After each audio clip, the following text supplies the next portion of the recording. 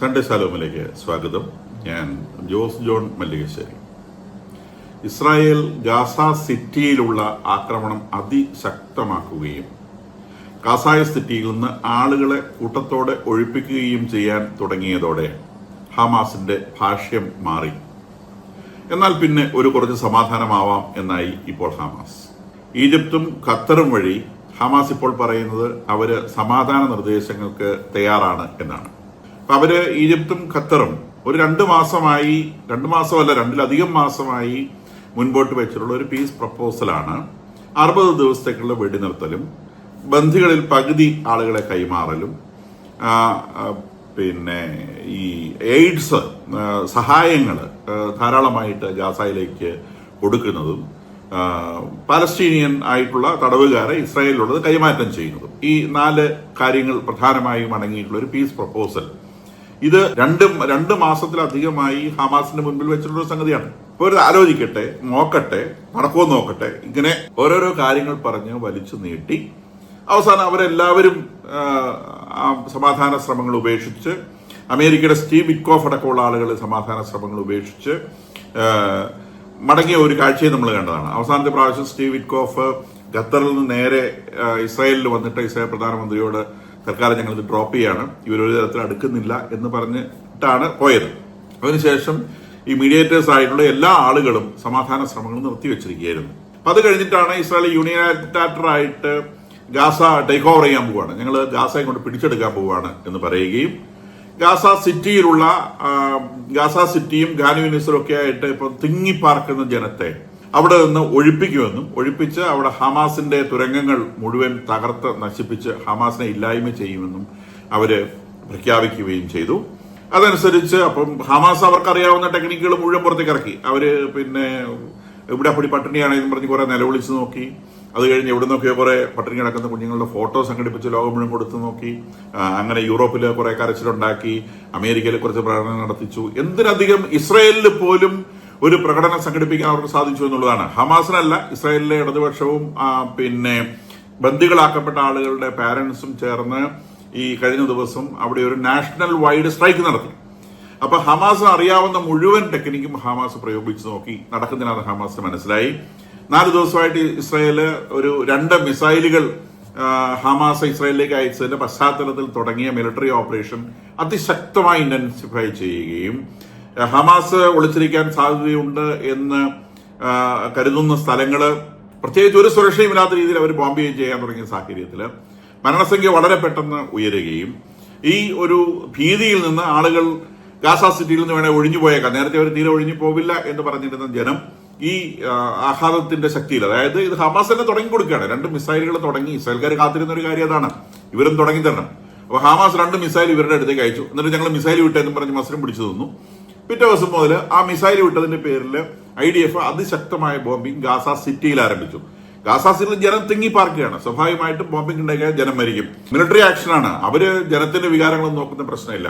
അപ്പൊ അതുകൊണ്ട് ജനം ഭയന്നു. അവര് ഗാസയിൽ നിന്ന് ഒഴിഞ്ഞു പോയേക്കാം എന്നുള്ള, ഗാസ സിറ്റിയിൽ നിന്ന് ഒഴിഞ്ഞു പോയേക്കാം എന്നൊരു മനസ്ഥിതിയിലേക്ക് വരുന്നു. തെക്കൻ ഗാസയിലേക്ക് തൽക്കാലം മാറി നിൽക്കൂ എന്ന് IDF പറയുന്നു. ധാരാളമായിട്ട് ആളുകൾ തെക്കൻ ഗാസയിലേക്ക് ഒഴിയാൻ തുടങ്ങുന്നു. ആ സാഹചര്യത്തില് ഹമാസിന് ഈ അവരുടെ മനുഷ്യ കവചമാണ് ഈ ഒഴിഞ്ഞു പോകുന്നത്. ഹമാസ് കോൺസെൻട്രേറ്റ് ചെയ്തിട്ടുള്ള ഗാസ സിറ്റിയിലാണ്.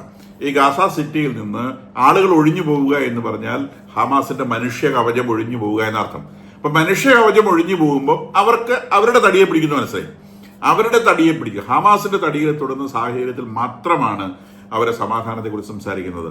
ഈ സമാധാന പാക്ട് ഏകദേശം 45,000 ആളുകൾ ഇസ്രായേൽ കൊല്ലപ്പെട്ടൊരു സാഹചര്യത്തിൽ മുൻപോട്ട് വയ്ക്കപ്പെട്ട ഒരു സമാധാന പാക്ടാണ്. ഇപ്പം ഇന്നലെ വരെയുള്ള കണക്കനുസരിച്ച് 62,000-ലധികം ആളുകളോട് മരിച്ചു കഴിഞ്ഞു.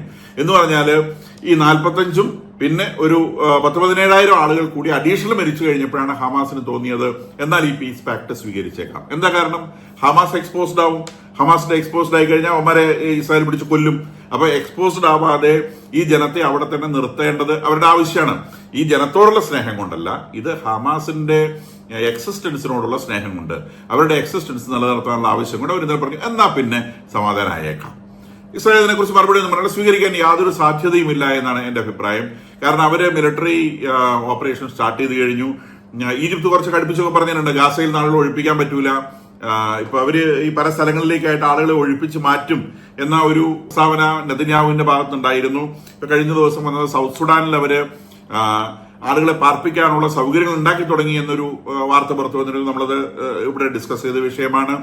അപ്പൊ അതിനെക്കുറിച്ച് ഇസ്രായേലോ സൗത്ത് സുഡാനോ ഇസ്രായേലോ അമേരിക്കയോ പ്രതികരിച്ചിട്ടില്ല.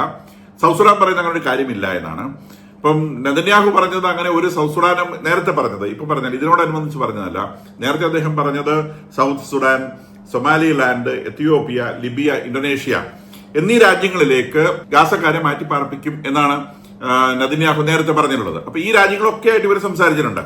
ഈ രാജ്യങ്ങളെല്ലാം തന്നെ ഈ ഇങ്ങനെ ഒരു കാര്യമുണ്ട് എന്നുള്ളത് ഡിനൈ ചെയ്തിട്ടുമുണ്ട്.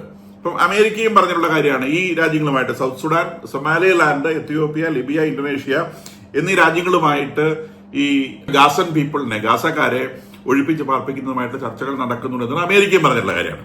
അപ്പൊ ഈ രാജ്യങ്ങളൊക്കെ തന്നെയും അത് ഡിനൈ ചെയ്തിട്ടുണ്ട്.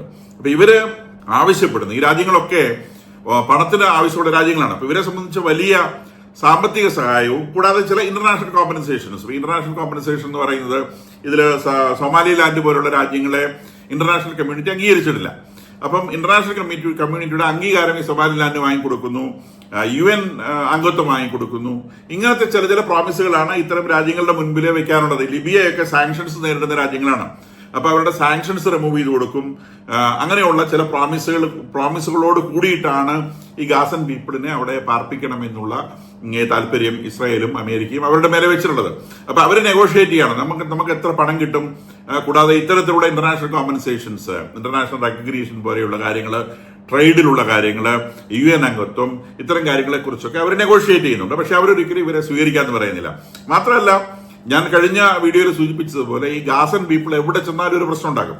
അപ്പം ഇതൊക്കെ തന്നെ പ്രശ്നങ്ങളുള്ള രാജ്യങ്ങളാണ്, അങ്ങേയറ്റം പ്രശ്നങ്ങളുള്ള രാജ്യങ്ങളാണ്. അപ്പൊ ആ പ്രശ്നങ്ങളുള്ള രാജ്യത്തേക്ക് എരുതിയിൽ എണ്ണ ഒഴിക്കുന്നത് പോലെ ഇത്തരം ഒരു കൂട്ടരെ കൊണ്ടുവന്ന് പാർപ്പിക്കുക എന്നുള്ളത് എല്ലാവർക്കും വളരെയേറെ ബുദ്ധിമുട്ടുണ്ടാക്കുന്ന കാര്യമാണ്. അപ്പൊ അത് അങ്ങനെ ഒരു സംഗതി ചെയ്യാൻ പറ്റില്ല എന്നാണ് ഈജിപ്ത് പറയുന്നത്. ഈ ഗാസക്കാരെ മറ്റ് സ്ഥലങ്ങളിൽ ഒഴിപ്പിച്ചുകൊണ്ട് പോകാൻ പറ്റില്ല, അത് റെഡ് ലൈൻ ആണ് എന്നാണ് അവർ പറയുന്നത്. ഇന്നലെ ഈജിപ്തിന്റെ ഡെപ്യൂട്ടി വിദേശകാര്യമന്ത്രിയാണ് അത് പറഞ്ഞിട്ടുള്ളത്. അതൊരു റെഡ് ലൈൻ ആണ്, അത് നടത്തിക്കാൻ അനുവദിക്കാനാവില്ല. അത് ഈജിപ്തിന്റെ പരമാധികാരത്തെ ചോദ്യം ചെയ്യുന്ന വിഷയമാണെന്ന് അദ്ദേഹം പറയുന്നത്. അപ്പൊ അതെങ്ങനെ ഈജിപ്തിന്റെ പരമാധികാരത്തെ ചോദ്യം ചെയ്യുന്ന വിഷയമാവുന്നത്? അത് അദ്ദേഹം പറഞ്ഞു വയ്ക്കുന്നത്, ഇത്തരം ഒരു ഒഴിപ്പിക്കൽ വന്നു കഴിഞ്ഞാൽ ഈ ഗാസയിലുള്ള ആളുകൾ മുഴുവനും കൂടി ഈജിപ്തിലേക്ക് ഇരച്ചു കയറും.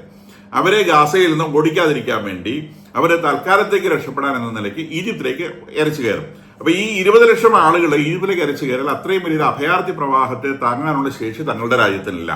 അത് തങ്ങളുടെ രാജ്യത്തിന്റെ നിലനിൽപ്പിനെ തന്നെ ചോദ്യം ചെയ്യുന്ന ഒരു സംഭവമായി മാറും. മാത്രമല്ല, നമ്മൾ നേരത്തെ പറഞ്ഞതുപോലെ ഈ പലസ്തീനികൾ എവിടെ ചെന്നാലും അവർ കച്ചറ ഉണ്ടാക്കും, ഈജിപ്തിനാണ് കച്ചറ ഉണ്ടാക്കും. അപ്പൊ അവരെ ടോളറേറ്റ് ചെയ്യാൻ ഒരു രാജ്യവും തയ്യാറല്ല. അപ്പൊ അത് ഒരു വലിയ ഭീഷണി. കലാപകാരികളായ ഒരു കൂട്ടം ജനം ഈജിപ്തിലേക്ക് പ്രവേശിക്കുക എന്ന് പറയുന്നത് ഈജിപ്തിന്റെ രാജ്യത്തിന്റെ സുരക്ഷയുടെ വിഷയമാണ്, പരമാധികാരത്തിന്റെ വിഷയമാണ്. അതുകൊണ്ട് ഇവിടെ നിന്ന് ആളുകളെ ഒഴിപ്പിക്കുന്നത് അനുവദിക്കാനാവില്ല എന്നാണ് ഈജിപ്ത് പറയുന്നത്. അപ്പൊ അവരെ സംബന്ധിച്ചും ഈ ഹമാസിനെ കൊണ്ട് എങ്ങനെയെങ്കിലും വെടിനിർത്തൽ സംബന്ധിപ്പിച്ച്, എങ്ങനെയെങ്കിലും ഈ പറഞ്ഞ പാക്ട് സംബന്ധിപ്പിച്ച് ഒരു വെടിനിർത്തലിലേക്ക് എത്തിക്കുക എന്നുള്ളതാണ് അവരുടെയും താല്പര്യം. അങ്ങനെയാണ് നമ്മളിപ്പോ പറഞ്ഞ ഈ പ്രപ്പോസൽ ഇസ്രായേലിന് മുമ്പിൽ വെച്ചിട്ടുള്ളത്. സ്വാഭാവികമായും ഇസ്രായേൽ സ്വീകരിക്കാനുള്ള സാധ്യത കുറവാണ്. കാരണം പകുതി ബന്ദികളെ കയ്യിൽ വെച്ചുകൊണ്ടുള്ള ഈ സമാധാന ശ്രമത്തിന് യാതൊരു അർത്ഥമില്ല. കാരണം സമാധാനമല്ല ഉദ്ദേശിക്കുന്നത്, വീണ്ടും വിലപേശലാണ്. പകുതിയെ പിടിച്ച് കയ്യിൽ വെച്ചിരിക്കുകയാണ്. നിങ്ങൾക്ക് സമാധാനമാണ് ഉദ്ദേശമെങ്കിൽ ഹമാസിന്റെ പരിപൂർണമായ സറണ്ടറും മുഴുവൻ ബന്ദികളെയും കൈമാറ്റവുമായിരിക്കും ഇസ്രായേലെ തിരിച്ചാവശ്യപ്പെടാൻ പോകുന്നതെന്ന് നമുക്ക് ഏകദേശം ഊഹിക്കാൻ സാധിക്കും. കാരണം ഇതിപ്പം ഇസ്രായേലിന് അങ്ങേയറ്റം അപ്പർ ഹാൻഡ് കിട്ടിയിട്ടുള്ള ഒരു സാഹചര്യമാണ്. അവർ ഗാസ സിറ്റിയിൽ നിന്ന് ആളുകളെ ഒഴിപ്പിച്ചു കഴിഞ്ഞാൽ ഹമാസിനെ അവിടെ അവർക്ക് ചുട്ടു തീർക്കാൻ പറ്റും. പിന്നെ കുറച്ചെണ്ണം ബാക്കിയുള്ളത് ഖാൻയൂനിസ് പോലുള്ള സ്ഥലങ്ങളിലുണ്ട്. അവിടുത്തെ ജനത്തെ വേറെ ഏതെങ്കിലും ഒരു ഭാഗത്തേക്ക് മാറ്റി നിർത്തിയാൽ അവിടെയുള്ളതിനെയും എലിയെ പുകയ്ക്കുമ്പോൾ പുകച്ച് ചാടിച്ച് ചുട്ടു തീർക്കാൻ പറ്റും. സ്വാഭാവികമായിട്ടും ബന്ദികളുടെ കാര്യം ബുദ്ധിമുട്ടിലാവും എന്നുള്ളത് നേരെ തന്നെയാണ്. 20 രക്തസാക്ഷികൾ കൂടി അഡീഷണൽ ആയിട്ടുണ്ടാവും. 20 മുതൽ 22 വരെ ആളുകൾ ജീവനോടെ ഉണ്ട് എന്നാണ് പറയുന്നത്. മരിച്ചവരെ തിരിച്ചു കിട്ടിയിട്ട് പ്രത്യേകിച്ച് പ്രയോജനമൊന്നുമില്ല. നേരെ മറിച്ച് ജീവിച്ചിരിക്കുന്നവരെ രക്ഷിക്കുക എന്നുള്ളത് പരമപ്രധാനമായ സംഗതിയാണ്. പക്ഷേ അവരുടെ രാജ്യത്തിന്റെ സുരക്ഷയെ ബാധിക്കുന്ന ഒരു കാര്യം, ഹമാസ് എന്ന് പറയുന്ന ഒരു ഭീഷണിയെ എക്കാലത്തേക്കുമായിട്ട് നുള്ളിക്കളയാൻ സാധിക്കുമെങ്കിൽ ഈ 20 അല്ലെങ്കിൽ 22 ജീവനുകളാണോ വലുത്, അത് എക്കാലത്തേക്കുമുള്ള ഈ ഹമാസിൽ നിന്നുള്ള രക്ഷപ്പെടലാണോ വലുത് എന്നുള്ള ഒരു വലിയ തീരുമാനത്തിലേക്ക് ഇസ്രായേലിന് നീങ്ങേണ്ടി വരും എന്നുള്ളത് സുനിശ്ചിതമായ സംഗതിയാണ്. അപ്പം ഹമാസ് ഇപ്പം എന്നാ പിന്നെ സമാധാനമായി കളയാം എന്ന് പറയുന്ന ആ പരിപാടി അതൊരു പൂഴിക്കടകരാവാനേ സാധ്യതയുള്ളൂ എന്ന് നമുക്കൊക്കെ തിരിച്ചറിയാൻ കഴിയുന്നത് പോലെ ഇസ്രായേലിന് തിരിച്ചറിയാൻ കഴിയുമെന്നാണ് ഞാൻ വിചാരിക്കുന്നത്.